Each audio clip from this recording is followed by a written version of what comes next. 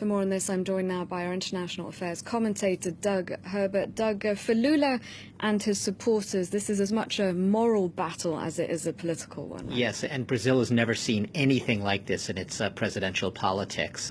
Literally an election where, depending on where you stand, Lula's predicament is either a politically motivated vendetta to prevent him from ever holding office again, or it is justice served after he was convicted.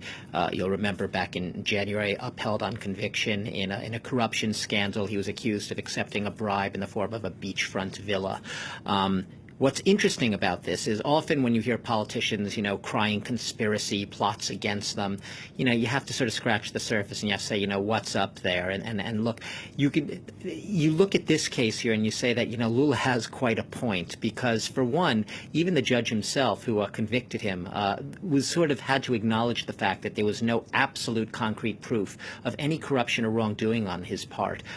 His Workers' Party, Lula's Workers' Party, has always contended that there was never any clear evidence of guilt, and just the opposite, overwhelming evidence of his innocence was blatantly ignored by the judges in this process. So a very interesting sort of phenomenon here. We've seen Brazilian society lurching to the right. We've seen, after the years of Lula, which you'll remember was followed by his hand-picked successor Dilma Rousseff, who herself then was impeached, not on corruption charges, but for budgetary, tinkering or whatever. They've been out of power, a real rightward lurch in society. So they're really, I believe that there is a lot of credibility to the claims when Lula says that there seems to be a very entrenched part of society, Brazilian society, very divided, polarized right now about this, to keep him from being able to be president again. And that's going to be up. They're going to go through all the appeals they can to see that he can remain on the ballot. Now, Lula hasn't been in power for nearly a decade, and yet he's still hugely popular. Why is that? Absolutely hugely. First of all, Barack Obama once called him the most popular politician on earth, you might remember. When he left office, 2011, he had a record high approval rating, 87%. I mean, that's like Stalinist, right? in the numbers there.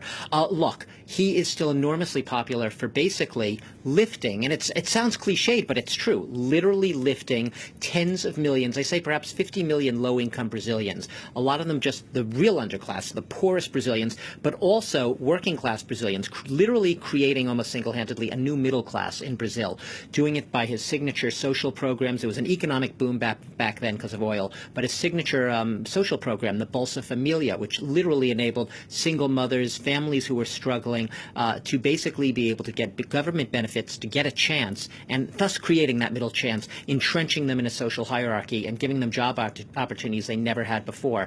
So literally tens of millions empowered, enfranchised in Brazilian society. Those are people who still remain extremely devoted to Lula, even nearly a decade after he was in power. Nearly a third of them would vote for Lula if he is able to run. So he's right now the presumed front runner, even though he has not been it's not been determined whether or not he will, in fact, be able to keep his name on the ballot.